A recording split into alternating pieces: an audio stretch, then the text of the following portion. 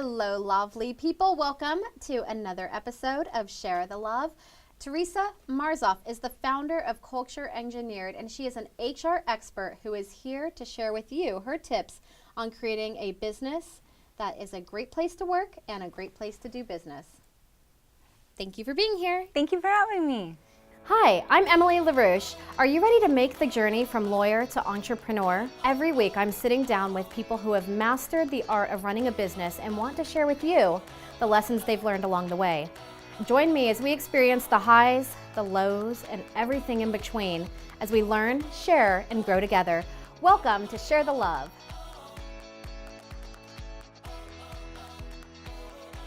All right, Teresa. So when I think of HR, I'm thinking of that lady on Monsters, Inc. who's like, turn in the blue forms. And it sounds like the most awful job on the planet, but you actually love it. I love it. How did you get interested in HR? I first started becoming interested in HR because I realized it was one of the common links where you can impact a person's life as well as the success of a company.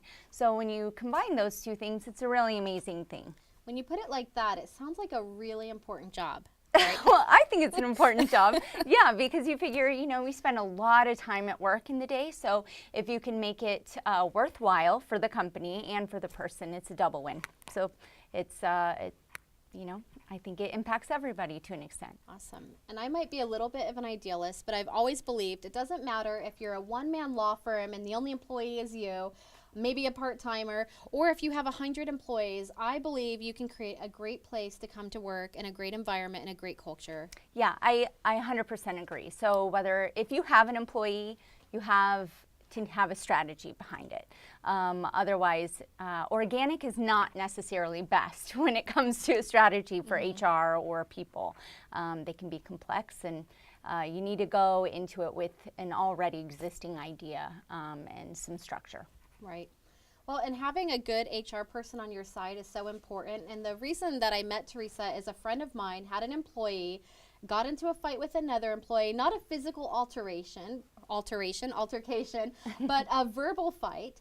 And one of the employees took offense, filed an EEOC complaint, and now my friend, the business owner who had nothing to do with any of this, is faced with legal fees, paying out the employee who ended up saying, I can't even come back to work because this is such a hostile environment. And I mean, something like this can destroy a small business.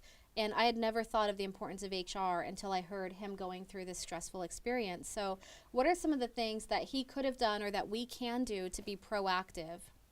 There are a lot of things. So kind of going back, even before someone enters your company, the recruiting process is if it's done correctly, it should identify whether or not it's a good match on both sides, the candidate and the company itself. Having a good, strong company culture, again, whether it's 2 employees or 2,000 employees, company culture is something that exists anywhere you go. It just determines who gauges that culture, who creates that culture, varies depending on whether you or not you as the business owner have a strategy. So that's definitely something. And then looking for some red flags. So when things aren't going right, you should be very transparent. So encouraging effective communication is something that should exist to some extent in every culture. So how to make complaints when things aren't going right, having trust in your leadership to know that those complaints and concerns will be taken seriously and dealt with and handled correctly. And then of course, when things don't go correctly, so in the example you used, the business owner, him or herself, needs to know how to handle that on the back end. So when to engage someone like myself, when to engage an attorney, when to enter into mediation, when not. So all of that together probably makes for the best case scenario.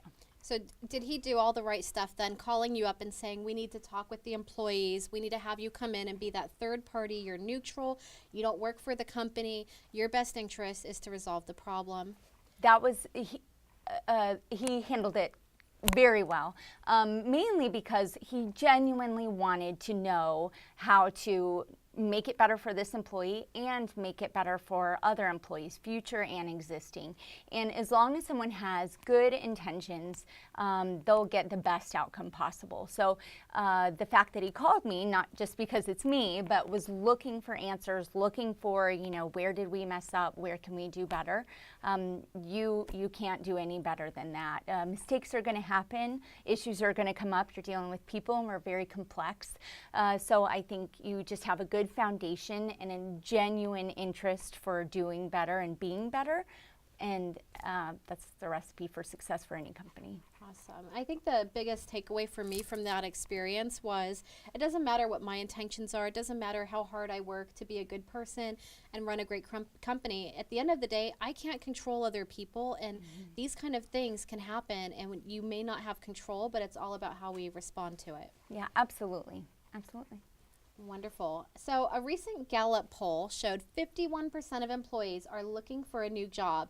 And I started wondering right away, which one of mine are looking for a new job? I should probably call them and ask, what can I do to keep you? Stop looking. I don't know which one of you it is, but if it's you, let me know so I can try and keep you.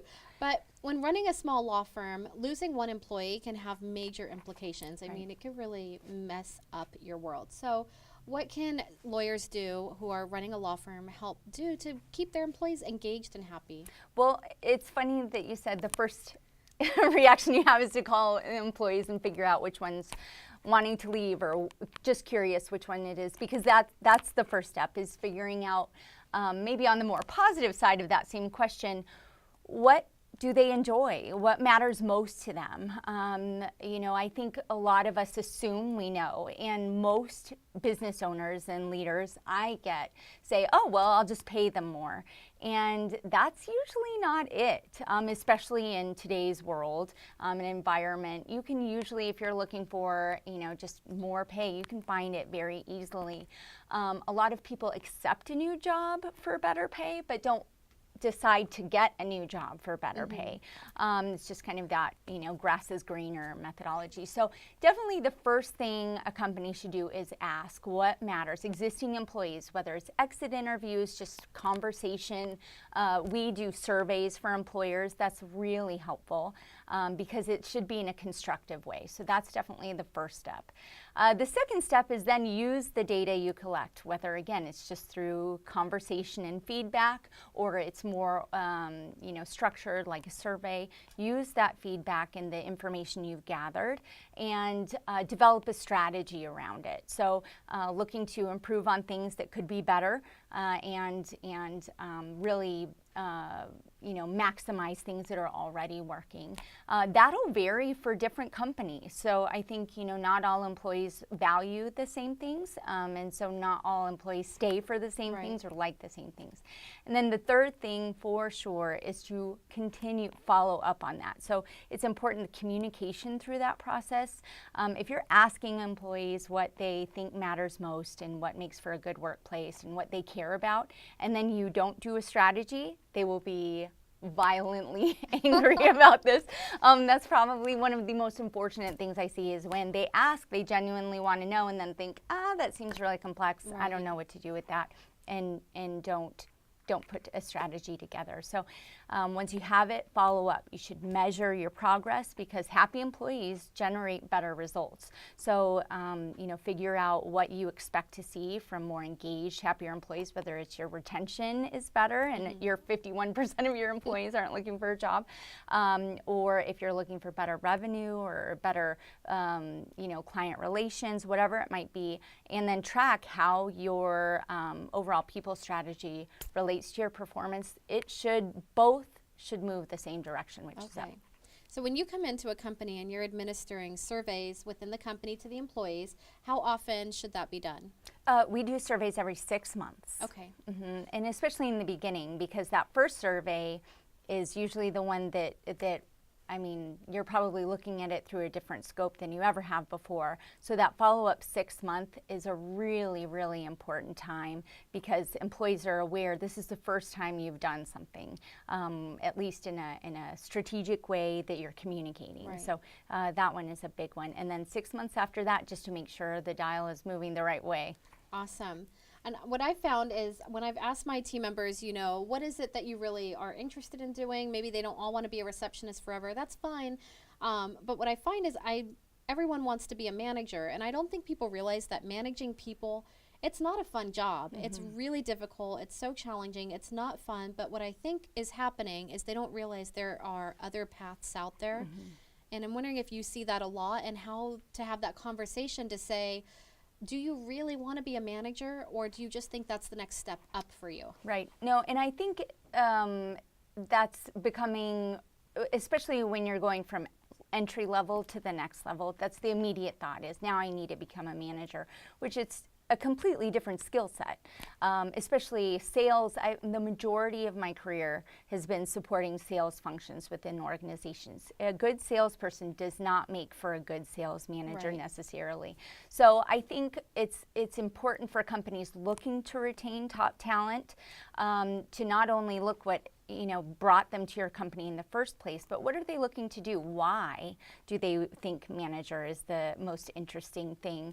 A lot of people choose to leave that position once they've had the management role, and they think they can't step back in the same company, so they leave the company altogether. So now you've lost a really great employee that you were looking to keep. So that why behind, like you're talking about, why are you looking to leave? I think it's a very valuable question, and it really will open up some other pathways that are important. Right. When I found with my business, I had promoted someone who thought that's what they wanted, put them in the position, and then they struggled, and the option to go back was so demoralizing and embarrassing that they chose to leave. And I mean, right now I can say that the job that the person's working at, it doesn't pay as much. It's not nearly as great of a job. It doesn't offer the same flexibility. So it was like they would have rather taken that to save face than just taking a step back. And I blame myself for not seeing what is it you really want, what is it you really excel at, and putting them in the right spot. So I think that's really important. Yeah, it's a hard thing to know what to do, because we think, kind of like we talked about earlier, we think we know what we want, and then you're in this new arena, and it's not always what you thought it would be, whether it's a new job or a new role within the same company.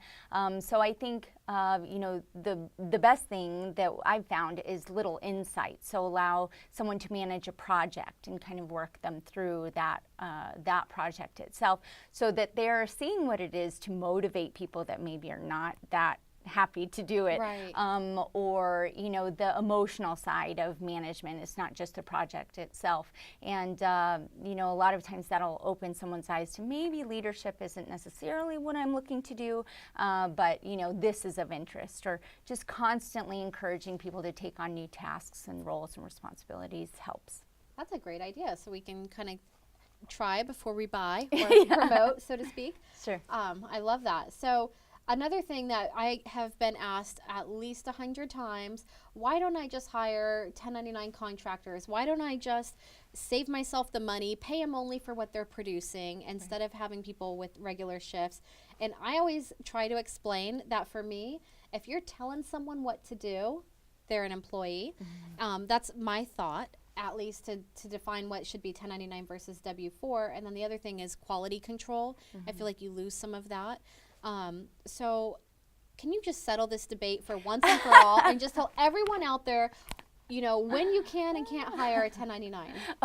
So yeah, well, I mean, aside from the legal aspect, because those are pretty easily outlined, what dictates an employee from a contractor, just from the culture side and more the emotional toll it takes on a company, you're definitely going to get more buy-in from an employee. This is someone who does not just want to be a part of your end product, but they want to be a part of the culture you've created. They want to help fulfill your dream as a business owner. They want to help build that. That's really a special relationship.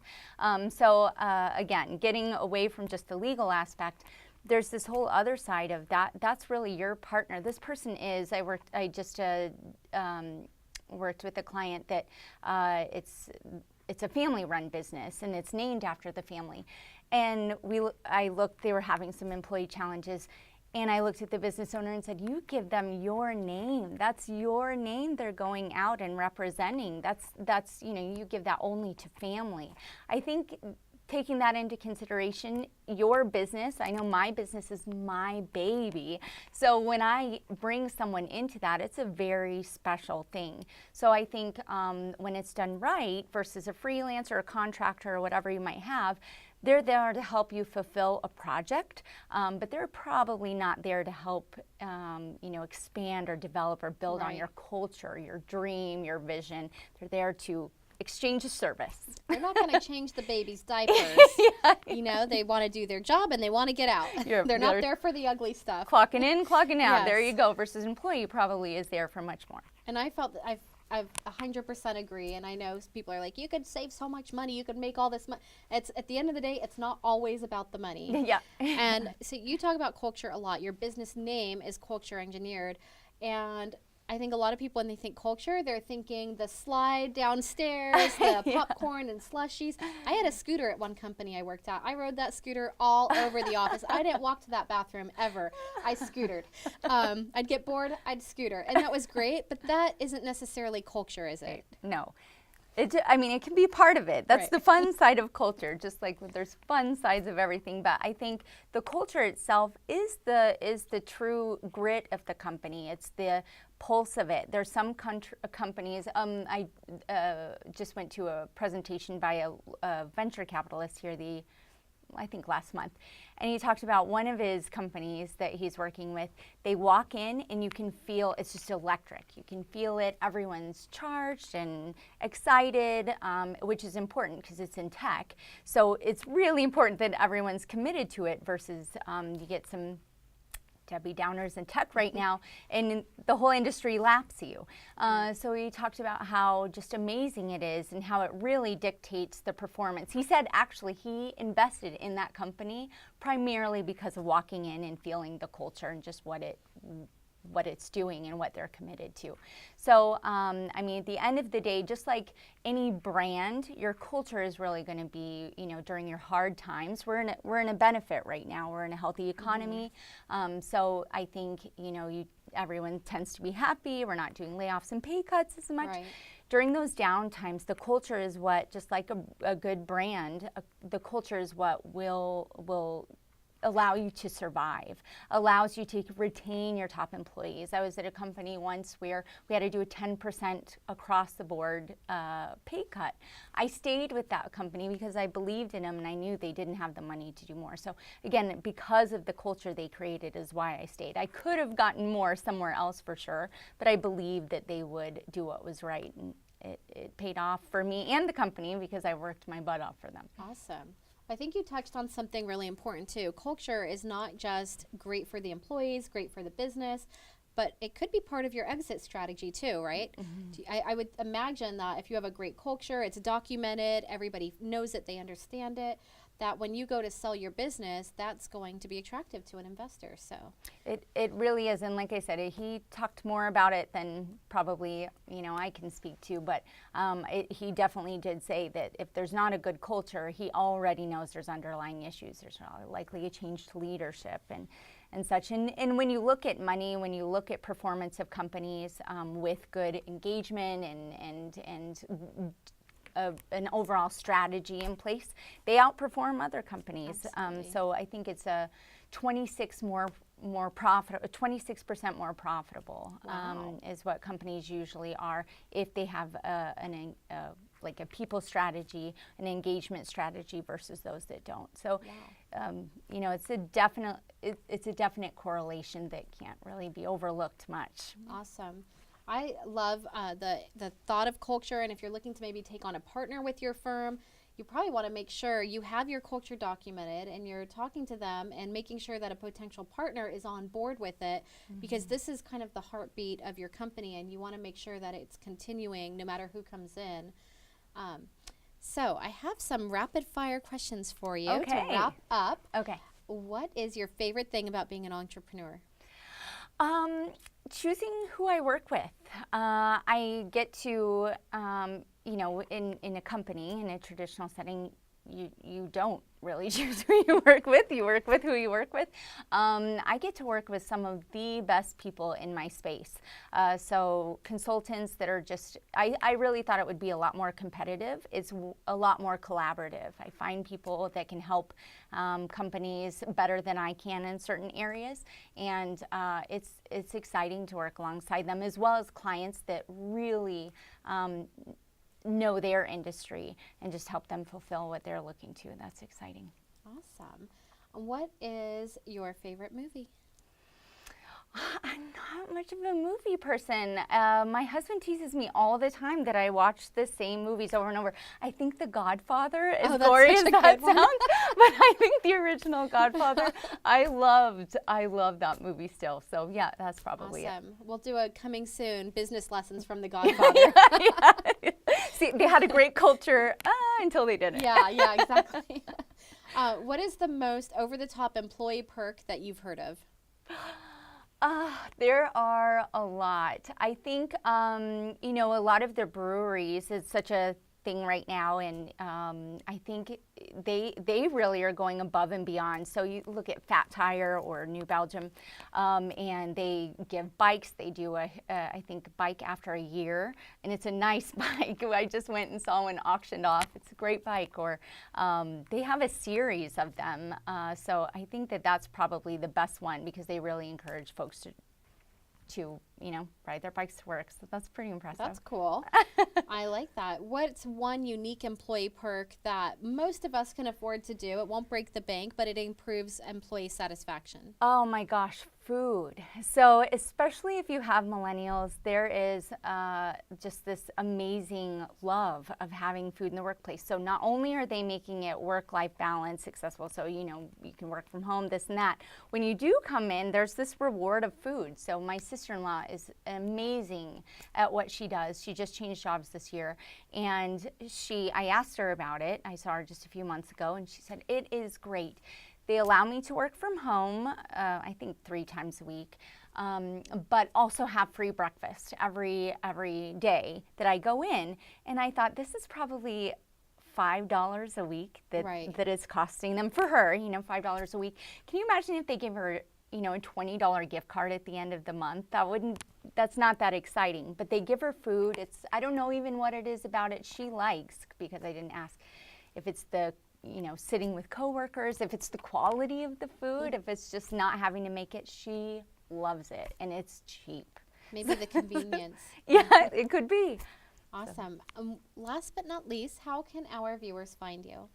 So Facebook, you can connect with Culture Engineered on Facebook. Also LinkedIn, follow us on Twitter.